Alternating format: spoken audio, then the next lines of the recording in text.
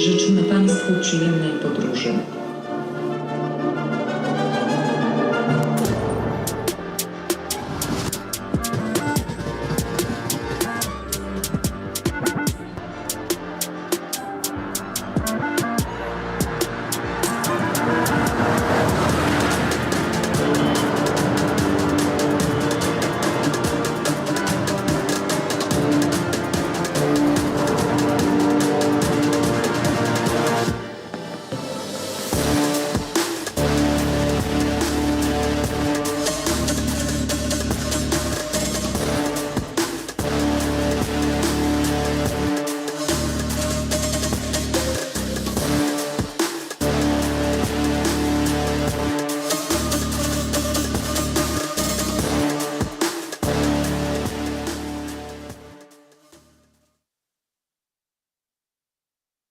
Dzień dobry.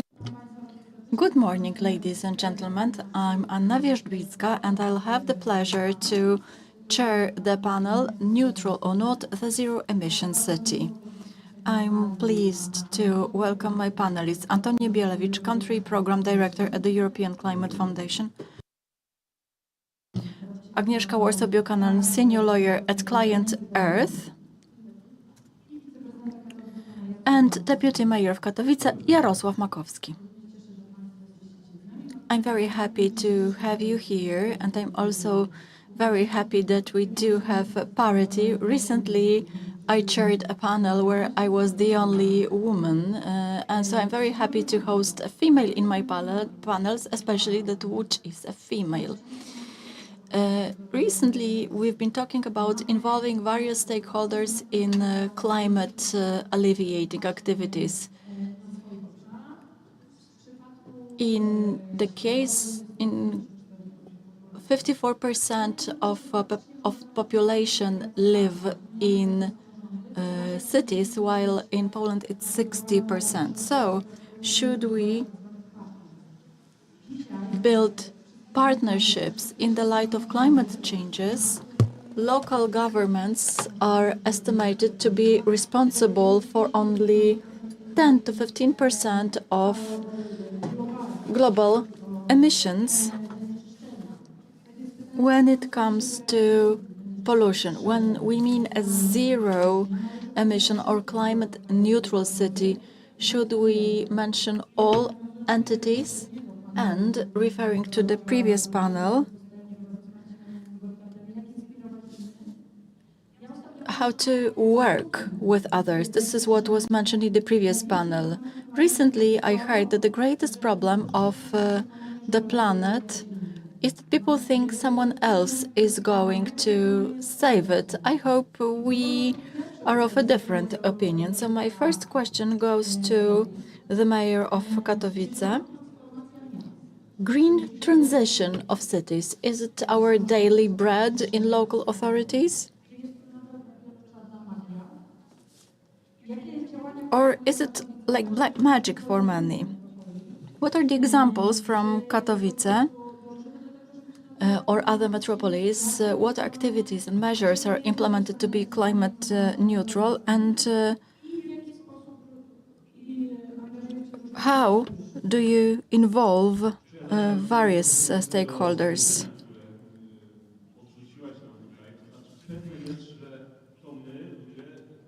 We, humans, can destroy our planet, but the question is how to take care of the planet. I am an advocate of helping, of support. There are various agenda, and different institutions need to cooperate. Otherwise, when there is no such cooperation, or states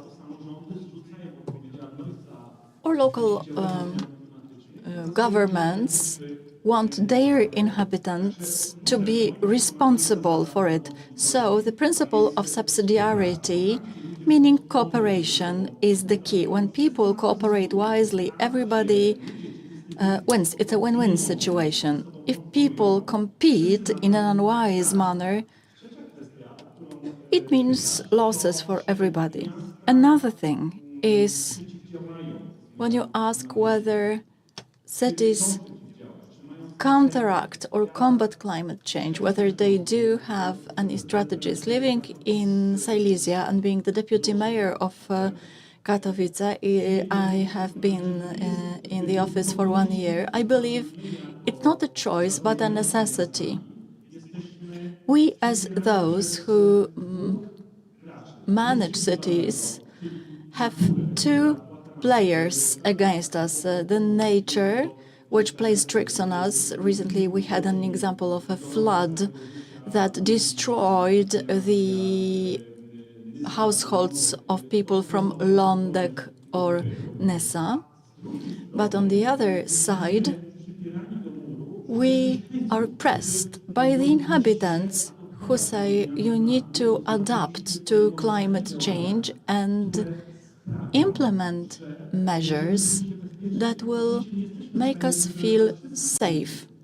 We are not capable of eliminating all risks, but we need to counteract them and minimize negative effects. The example of Katowice.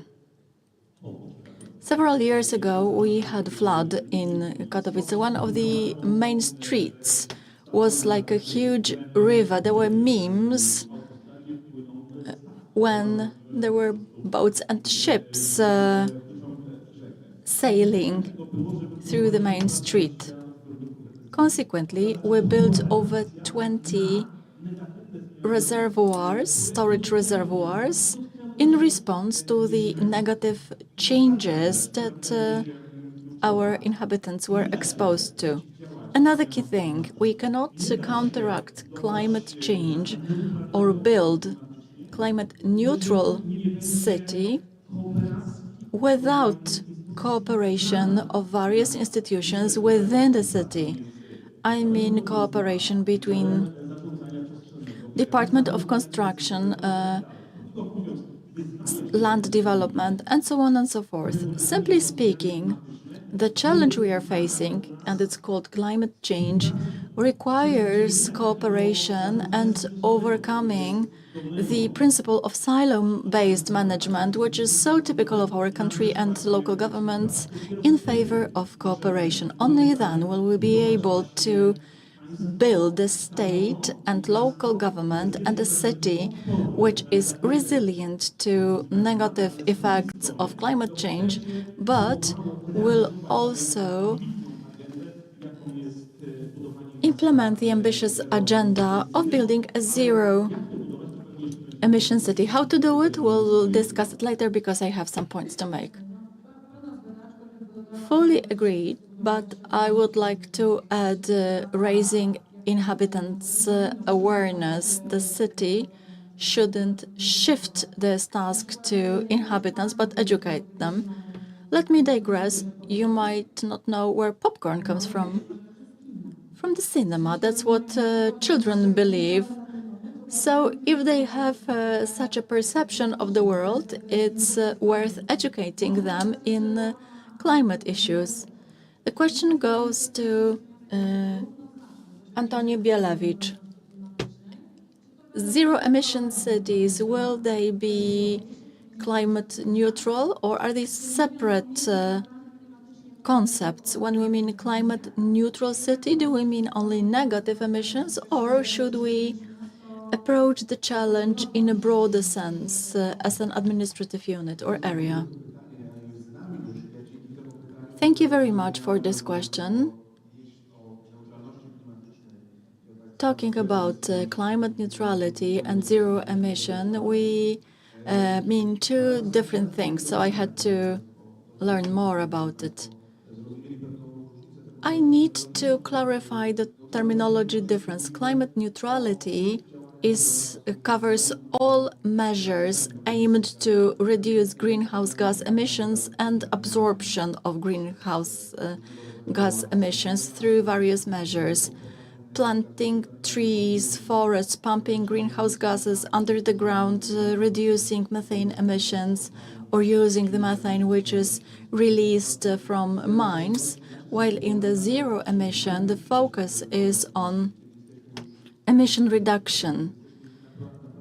And once we have reached the last stage, we can consider whether there are any activities which will help us do anything without greenhouse gases. Answering your question, I suppose it's a purely technical or theoretical issue for cities. They will not have such significant impact on the greenhouse gas emissions. It's a complex image, and I do not envy the situation of local governments. On the one hand, they need to do things which are positive for inhabitants. You need to break the silos and exert pressure on independent businesses, such as energy producers or distributors, who are simply businesses. Sometimes they are members of local governments, and typically their financial condition is poorer. But if they are parts of larger corporations or international ones, on the one hand, the business benefit is easier to achieve because they are a part of a larger entity, but negotiations are more difficult. So you need to be a broker in a dialogue with various stakeholders.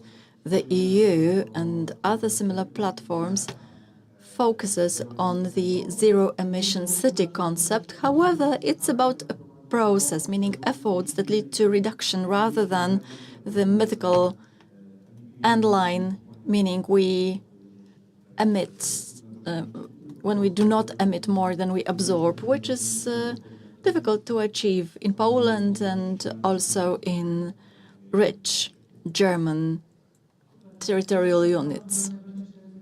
Yes, I do believe that cooperation with various entities in which we have the example of PGE and divergent objectives. Although it's a state treasury company which should strive for climate neutrality, their main objective is to generate profit.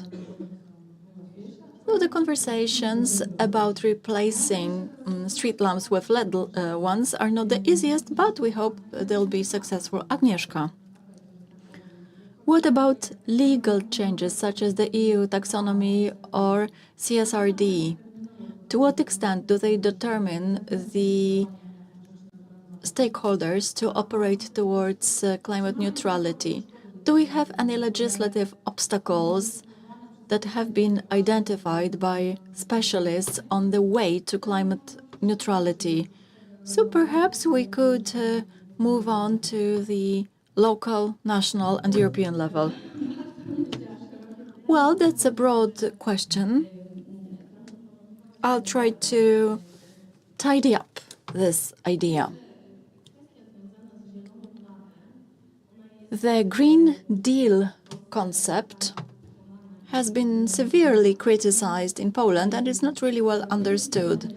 The European Green Deal, when we talk about regulations,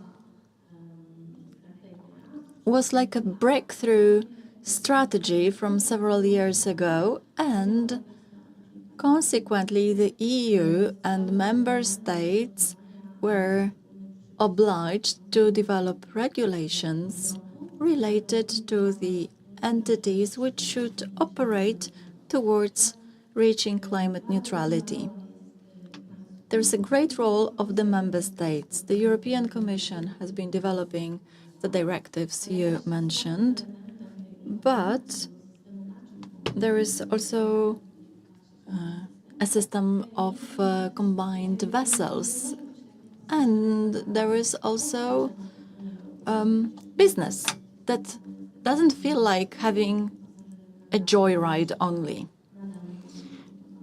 For instance, they do not have a plan for energy. We still do not have such a document stating how our company is going to implement the ambitious climate policy objectives.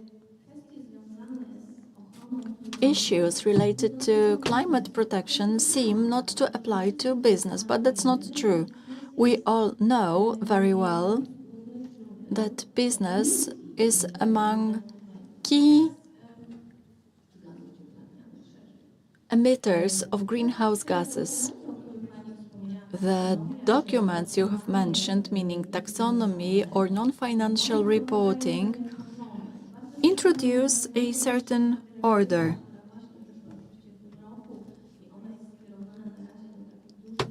The new directive applies to large corporations, and it's about due diligence. It imposes the obligation for businesses to identify climate and environmental risks in their business activity.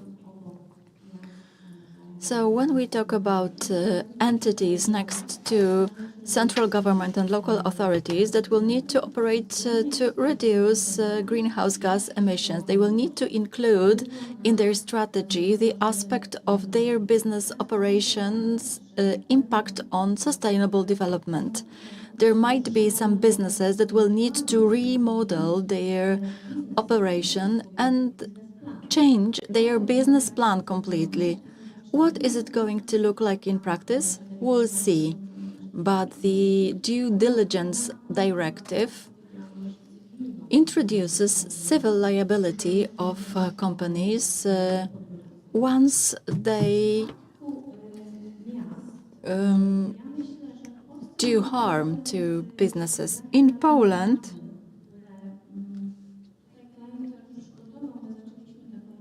we started a conversation on the need to introduce a legal framework on the Act on Climate Protection.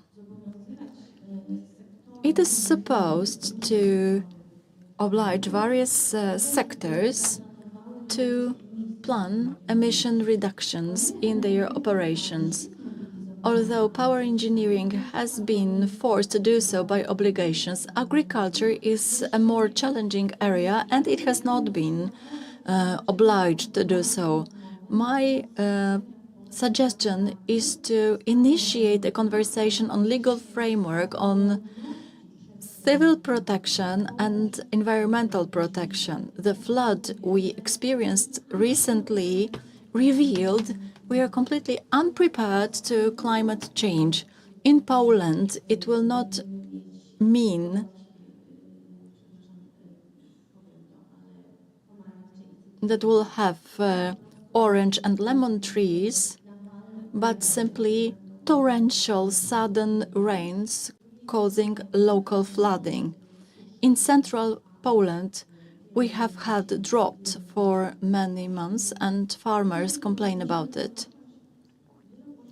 So we should start a multi-level dialogue, including local governments. They are the first ones responding to the needs of the communities, but they do not have neither financial nor legal measures to be effective. So I'll stop here and we'll continue in details later on.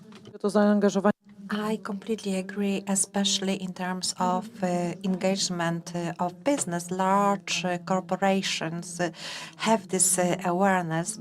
However, SMEs are not aware how to act and what to do. For example, a florist from the district of Baluto has no idea about taxonomy used in the EU.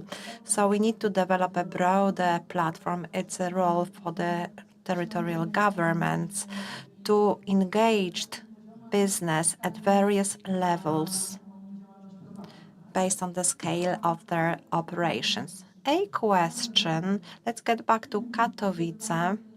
Let's say if from the perspective or your own perspective, if please identify some key areas, key challenges in terms of zero emission of the city. So tell us, how would you perceive the model implementation of such a project? I would like before I answer, I would like to refer to the previous speakers.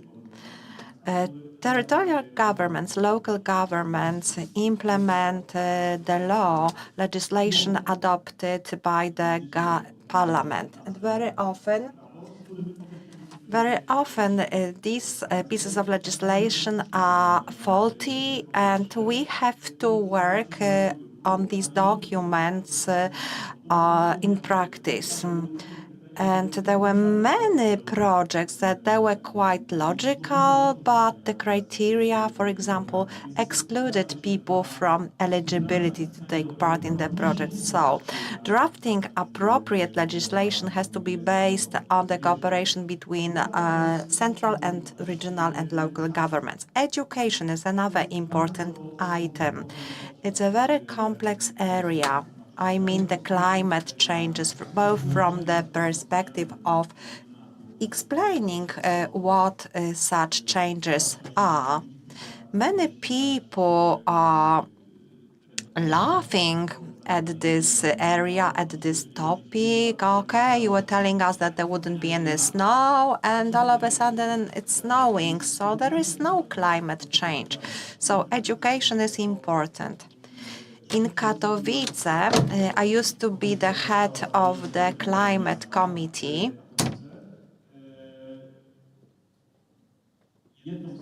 So the first resolution adopted by this committee was to request the city to draft the climate-related education program. Last year we had a pilot program, and now this program is launched, and it's called the education program for local climate change. Without education, it will not be possible to have success. Thirdly, in Poland, we are quite accustomed to the situation that the reform is good when it's painful. So we have to feel that somebody is putting an axe in our bones. Only then the reform is appropriate, because it is painful, and I am against it. The reform is good when it is accepted by the communities, when we can convince people that the green change is not against mankind, but it's for people. It's to raise the standard of our life, to make our job safer. I am a deputy mayor of the city of. I'm the deputy of the city mayor. We still have mines, so people have to accept the green change. You have mentioned that the green change has no good PR. The Green Deal has very bad associations. People only remember, if you go through internet, you will see the white men who are against these plastic cups in plastic bottles. So people are against the Green Deal. A while ago, young men in restaurants said that they were not going to take their pork chops away, and they were taking selfies with a pork chop and sauerkraut with mushrooms. So we have to be careful in our communication what the Green Deal is. We should communicate its goals and intentions in the right way. And the last thing I want to say, we need to change our thinking.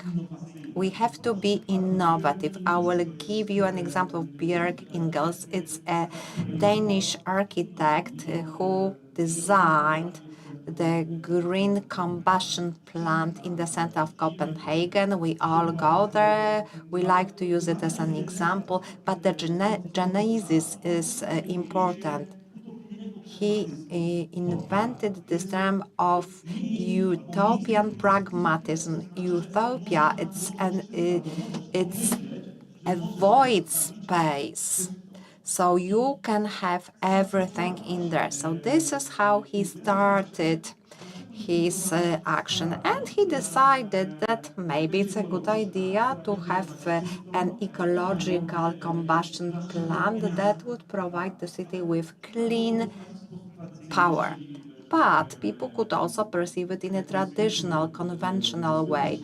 So maybe it would be just a typical conventional plant, but he invented this beautiful building, which is sometimes used as a skiing slope, and it's a great attraction in Copenhagen. Inhabitants go there on weekends. There's also a climbing wall, so it improves the living standard of the inhabitants. Why do I mention it? Because this is the future of urban design of city that wants to have zero emissions. So on the one hand, we have to combine the green concepts with the pragmatic concepts that improve our living standard.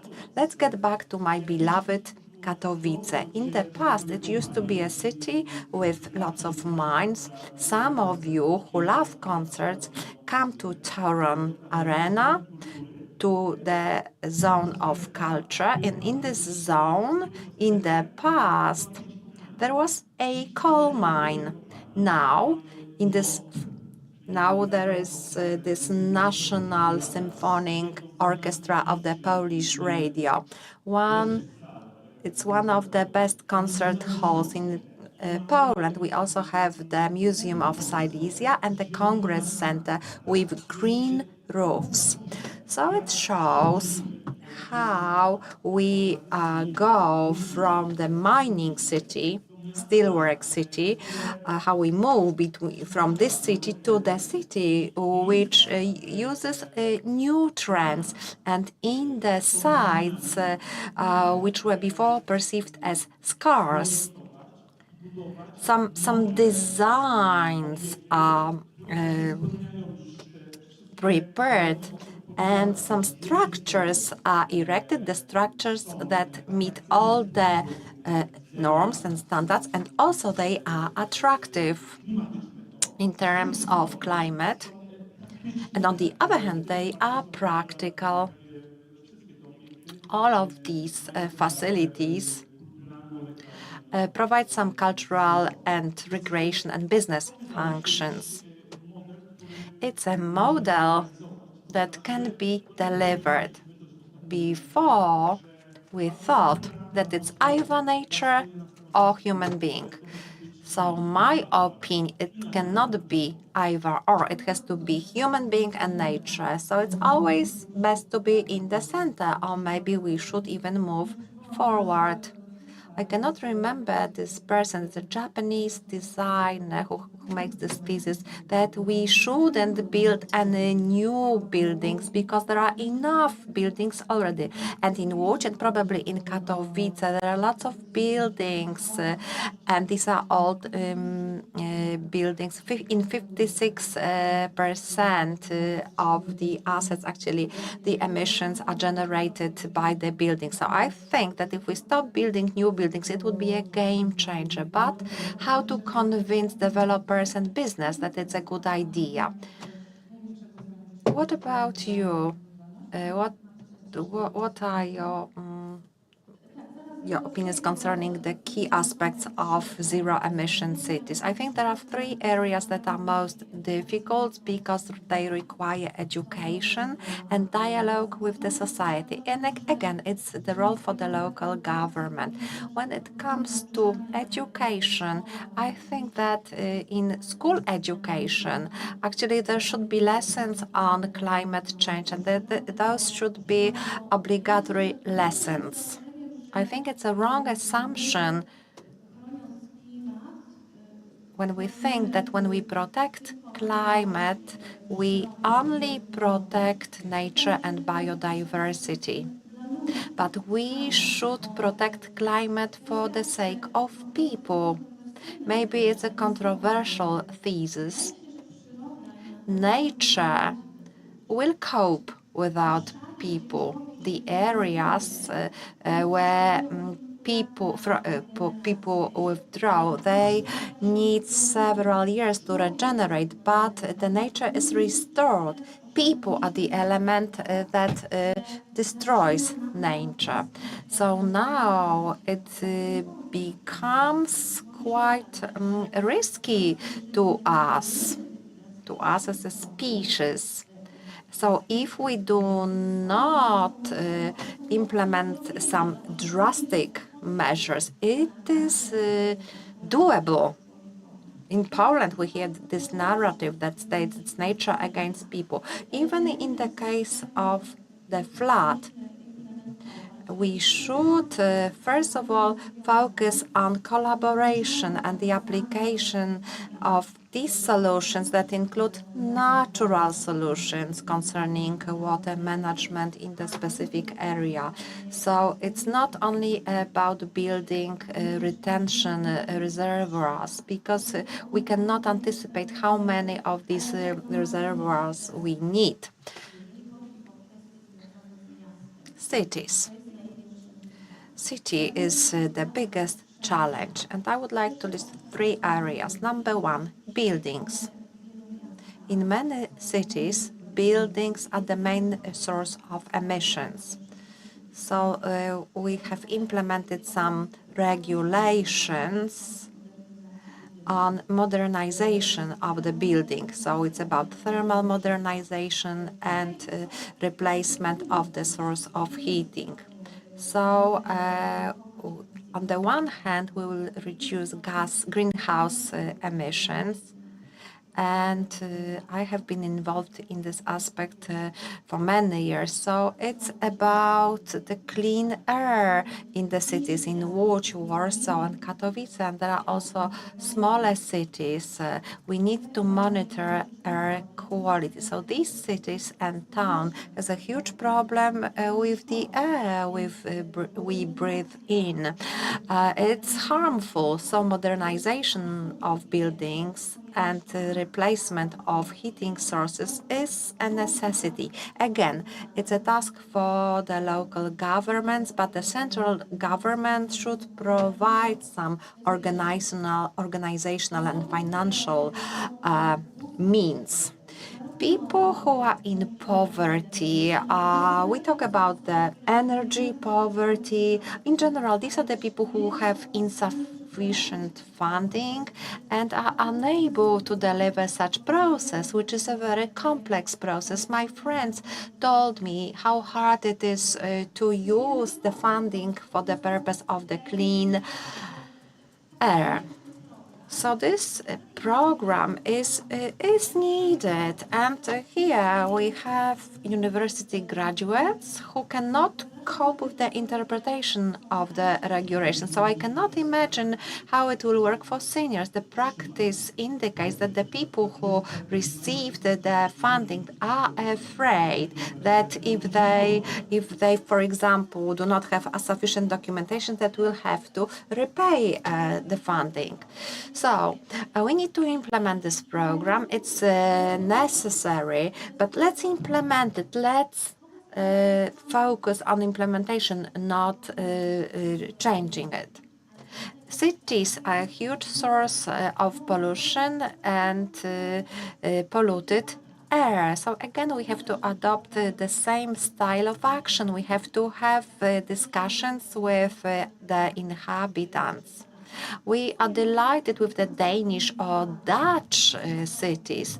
In those cities, in the car transport, passenger car transport is outside of the city.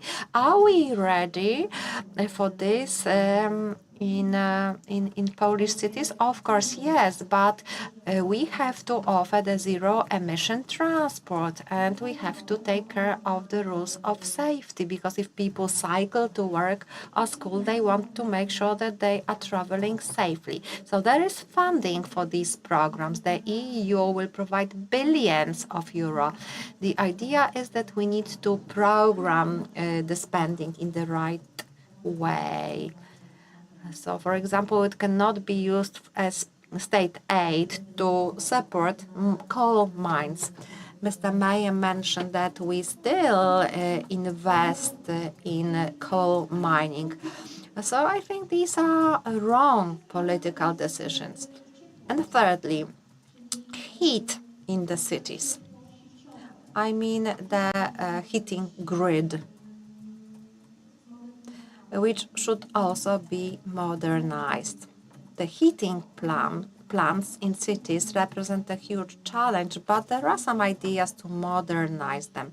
So it's the third area that should be addressed. So lots of challenges, and we need time to resolve these challenges. We have to do this, and we have to press central government to lay down legislation and prepare conditions for the local governments to deliver the programs. I agree with your statement about cars and education. I think that Polish citizens are not ready for the public transport. They say, okay, I can leave my car at home, provided that it's not my car. There are problems with car parks. So our society in Poland, car or 2, 3 cars indicate the social status. So we have to build education and awareness. It will take time. I hope that the participants will try to convince their friends to use public transport. Director, what about you and the challenges to cities to reach climate neutrality? I think we've heard everything. However, I would like to dwell on the topic of education. It is obvious, but in the perspective of the several years of collaborating with different groups of stakeholders, I know that this is a cyclical process. When we build awareness, we know that some needs have to be met. Some people accept the challenge, and then all of a sudden the challenges are rejected. And the cars are a good example. Poles love cars, but Polish people do not love electric cars. They are not favorite, but we are fans of cars and car parking areas. The trees are not so important, and cars represent a part of the problem. Combustion engines are a problem. Some people are also quite resistant to automotive innovations. They keep repeating the myths on explosions of electric vehicles. The scale of this phenomenon of these fires is much lower than in case of the combustion engine cars. Local governments have good tools and options to strengthen this kind of education. I would like to mention additional results, effects of introduction on some policies, like, for example, clean air policy, which covers thermal modernization of buildings. Some of us remember renovations of buildings in terms of thermal modernizations, and those renovations took months. But thanks to this, the aesthetics of the residential districts has changed. So, for example, the colors are now introduced. Before, these blocks used to be gray and grotty. So there are quite a lot of such items and it will also stimulate new jobs in the cities. Again, there is this modern mobility using different vehicles, not only combustion engines, but electric bikes, which can also be cargo bikes. We can transport goods and children in these on these bikes. So cities can develop some regulation or can conduct a global campaign that will explain that clean air means less smog. It can also evolve the topic of some assets that will meet some local needs and create a positive image for such changes. These changes, of course, involve expense and efforts. I would like to again refer to this abstract example of thermal insulation of blocks. So it included lots of work with the use of scaffolding, where workers were hiding. So it should be the next step of the climate-related education. One more thing. As for the areas which encourage for change, we do have the recently discussed topic related to the blue and green infrastructure in cities. It's very important as it brings us closer to nature and gives the concrete-covered yards and squares to nature and improves the comfort of living in cities, especially in crisis. Trees keep temperatures lower. The same applies to rivers, lakes, or water retention. This seems to be area which is fairly easy for the city to be implemented, and it enjoys huge social support. Many cities have been implementing such schemes. However, from my point of view, they are insufficient. Perhaps we'll have more time to discuss it at the end, but cities need to be aware of it, and the lawyer's nature wakes in me because cities need to remember they are responsible towards their citizens, and it's about moral and legal responsibility.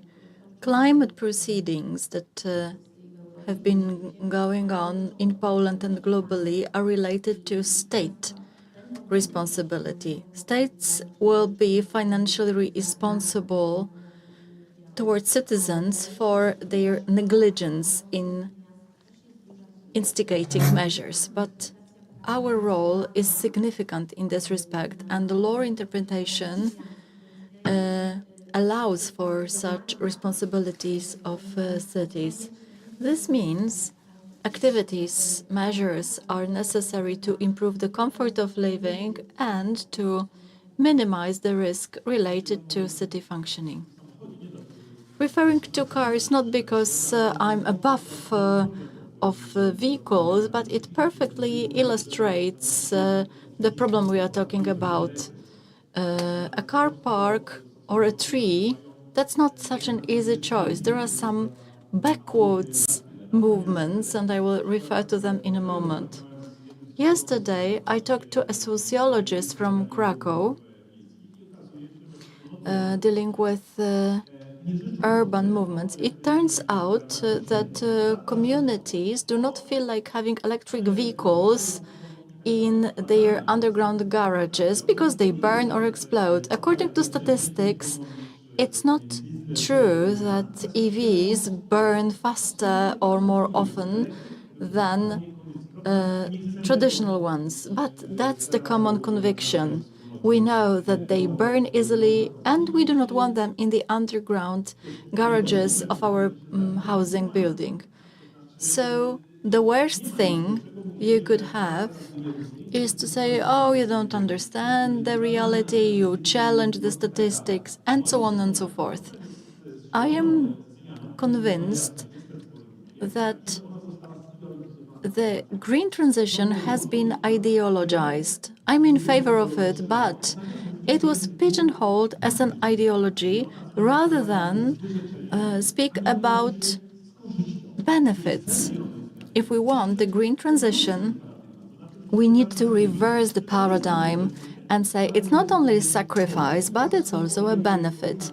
And now about the urban movements. As you know perfectly, if you haven't been a part of the urban movement, raise your hand. We all wanted to combat concrete surfaces.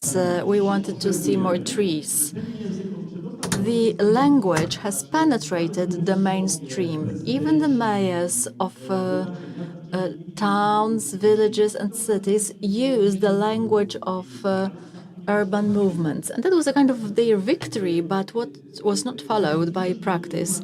The reality did not catch up with the idea. If we want to have a city which is green with low emission transport, we need to deliver it.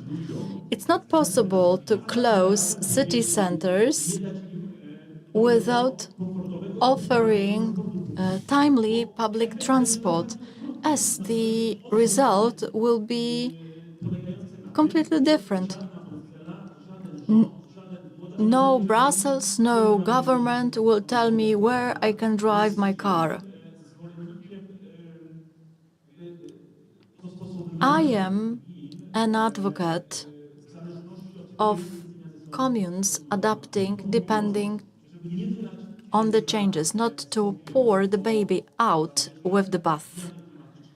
Climate change is a fact. Negative effects of climate change are a fact. They apply to us, and we need to implement wise and good politics that will not be against citizens, but for them.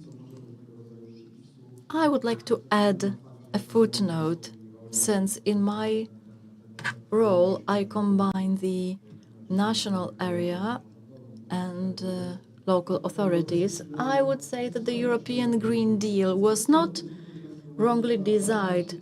Its perception was taken over by extreme milieus unwilling to change. The regulations were initially bad, and it was for the public interest.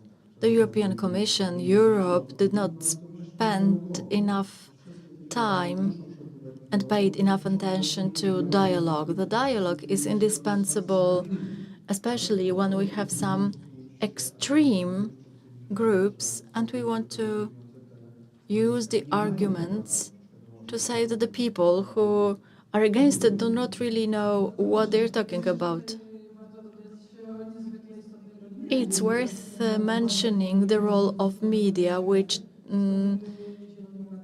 use right or wrong message. The Green Deal is often wrongly understood because of its name. I would like to refer to education. I am the director of the department responsible for climate solutions. And I'm very happy to discuss the climate issues and climate education. I am not fully convinced that climate education should become an extra subject. We should have climate education in every subject, in which we carried out an experiment on children. I use this intentionally.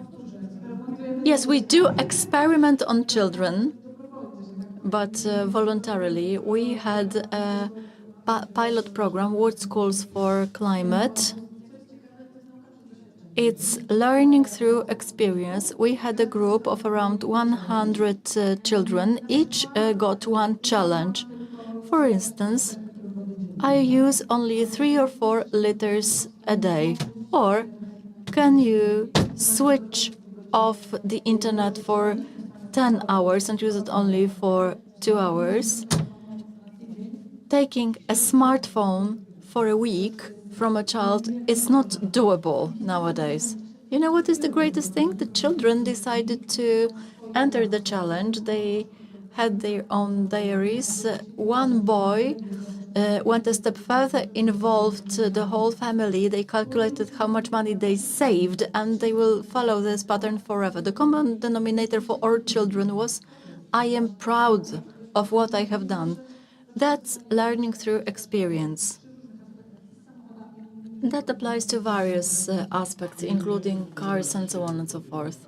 If I could add something to education, some time ago I opened Oxford debates on just transition. There were 300 young people from secondary schools in Katowice, most of whom could call them the last generation. We had an initial conversation, and one of the participants stood up. He was like 17 or 18-year-old and said, Mayor, I do understand what climate change is about. I understand negative effects, but 2 questions. First, why counteracting climate change always rests on the poorest and underprivileged ones? Simply speaking, why do the poorest ones suffer the cost of counteracting climate change? And an uploaded second question, why is it so that the leaders, business people, influencers fly in private jets to climate congresses? He mentioned Taylor Swift. That was the first time I learned who she was. Why am I talking about it? The pivotal aspect of preventing climate change is to be trustworthy and credible. If the government, local government, the president want to combat climate change, they need to be credible. Every single pinch of falseness is immediately intercepted by young people and then used against us.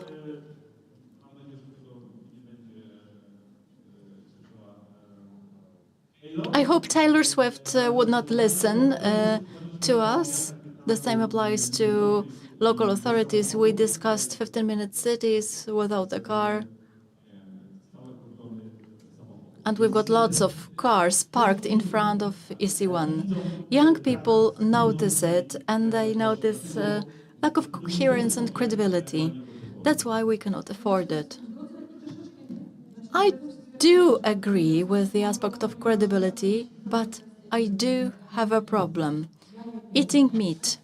I do eat meat, but I understand those who don't.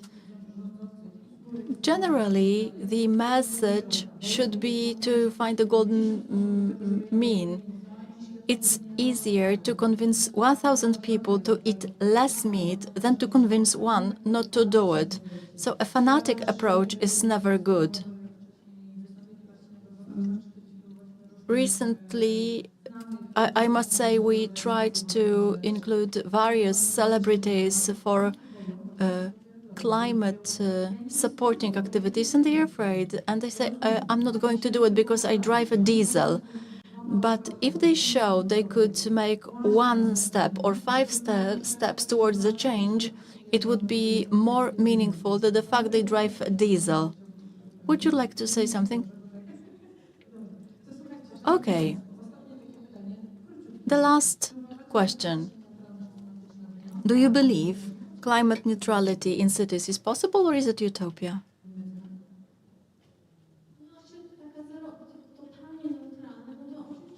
Fully neutral, it's not possible for cities to achieve it. We can only strive for significant reduction of emissions. This range is still huge in Poland, and there is a lot to do. I would like to refer to what you have been discussing, that the responsibility for the change is placed on individuals. We, as ClientEarth, disagree with that. I know that people want to feel responsible and consider what they can do, but in the global scale, it's about strategic, major, systemic decisions. If we reduce meat consumption, travel by tram or underground, and leave our car at home, that's the responsibility of the authorities of business. And we, as individual citizens, can support some movements, organizations, we can vote and support the people for whom protection of biodiversity or climate protection are of paramount importance. That's like a social contract identifying the priorities of local and central government on what is important. Shifting responsibility to an average citizen is unfair, impossible, and undoable. I do agree. I simply refer to education. That an individual can show doing something matters. If 8 million people, the very fact that I do not drive a car will not change anything. Can we achieve it? Can't we achieve it? At the current state of a lack of balance between local and central authorities, big businesses in metropolis, I wouldn't go so far to say that it's doable in towns, villages, smaller units. It's possible. Some technological and organizational solutions are there. So, for me, zero emission cities, that's a super ambitious objective we should strive for, to be close to it. That will reach reduction of greenhouse emissions. The stars in the sky are not there to take them to Earth, but to mark our direction. So it's not the objective which matters, but the road we need to cover to the final objective. If we trip, if we fall, and we definitely will, won't be as important as standing up and continuing our journey. Yeah, so the path, the road is of key importance. Do you have any questions to us?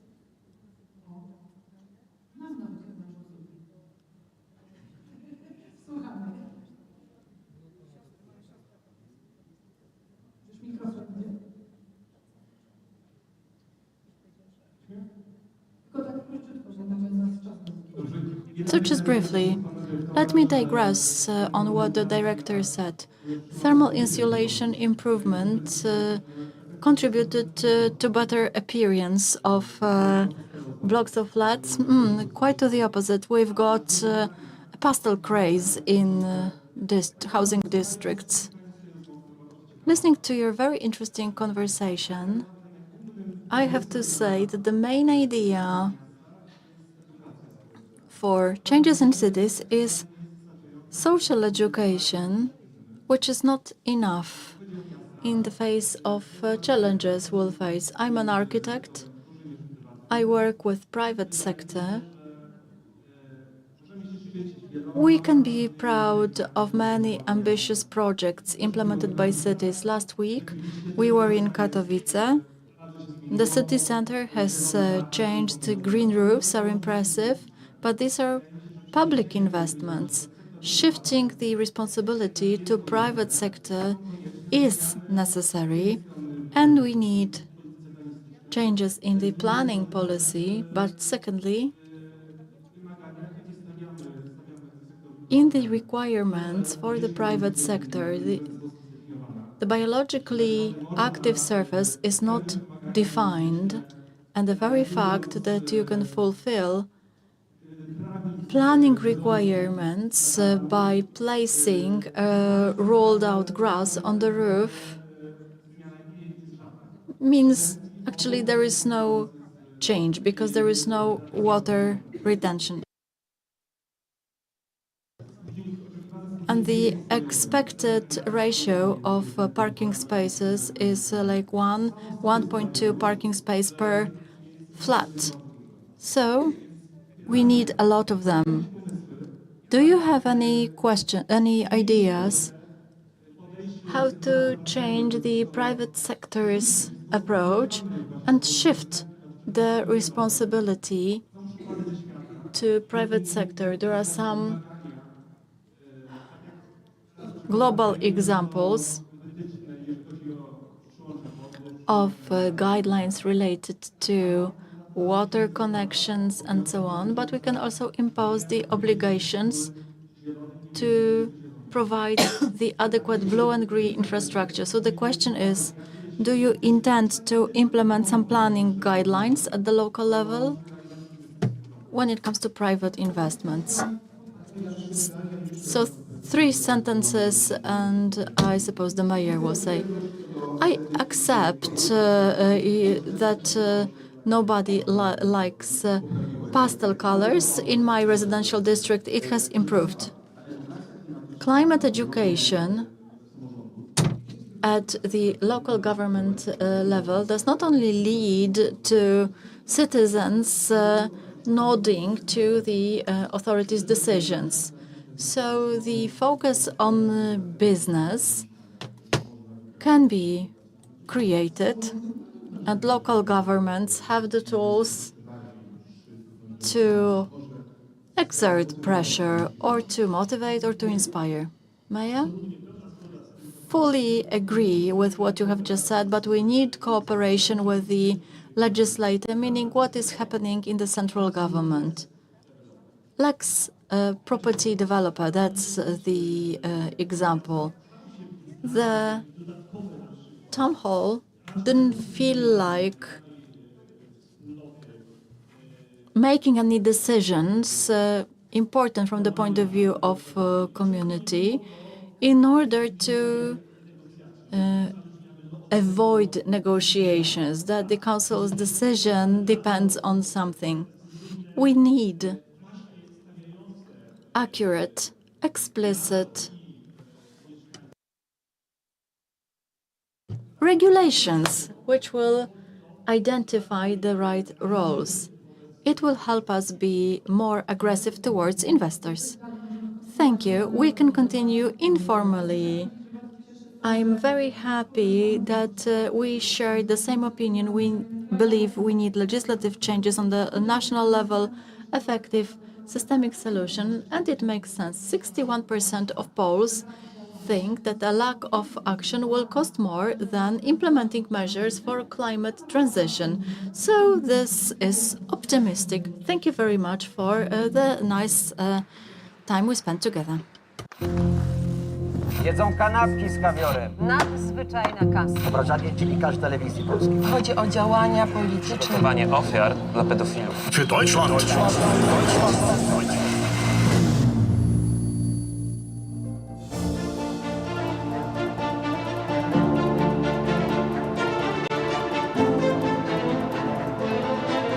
TVP Info. Włącz się na nowo. Radość, nadzieja, życie, wyzwanie, pasja, pamięć, zaufanie, pokój, jedność. Słowa tworzą świat. Polskie Radio. Źródło wiarygodnych informacji. Plany biznesowe powstają z marzeń. Dlatego nie ma 2 takich samych firm. Jedni chcą działać na całym świecie. Innym cały świat mieści się w dłoni. Sukces biznesu to nie tylko jego wielkość, ale też szczęście, jakie przynosi ludziom. PKO Bank Polski. Uwielbiam szycie w sieci. Wczoraj podszyłem się pod wnuczka, wieczorem uszyłem intrygę na apce randkowej, a dziś planuję grubymi nićmi szyte oszustwo z promocją. Tak się szyje. Na oszustów są sposoby. Zapoznaj się z poradami ekspertów na niedajsiepodszyć.pl.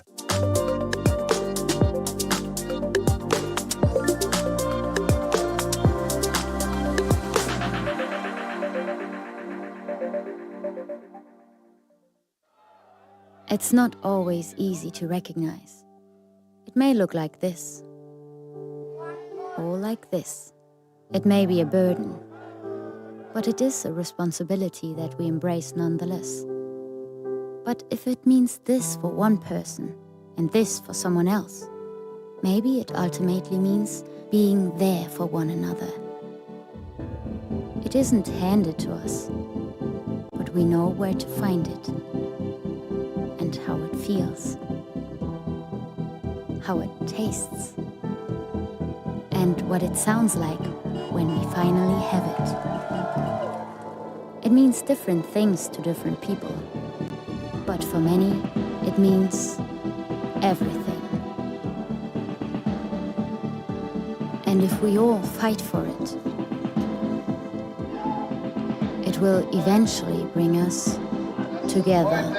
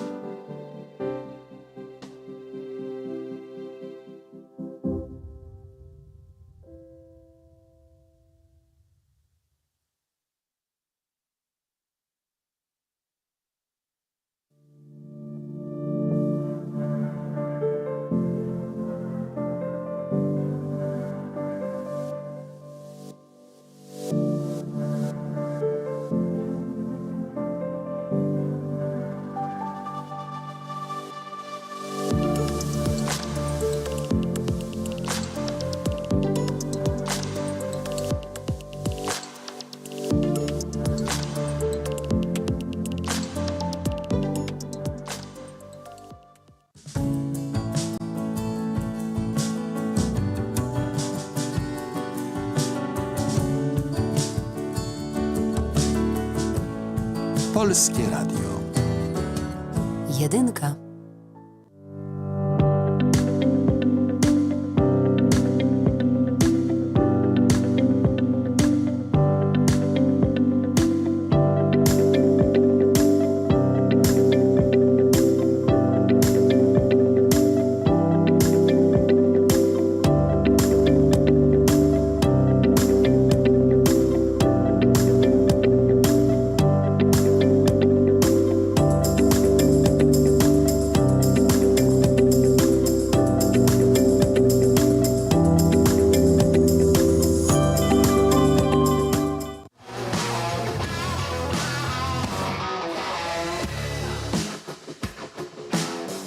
Rodzina spółek Pelion to 12 tysięcy osób pracujących w ponad 300 spółkach w Polsce, Szwecji, Wielkiej Brytanii i na Litwie. Jesteśmy liderem w branży ochrony zdrowia. Od 1990 roku dbamy o długość i jakość życia. Pracować z nami możesz w jednym z 7 obszarów.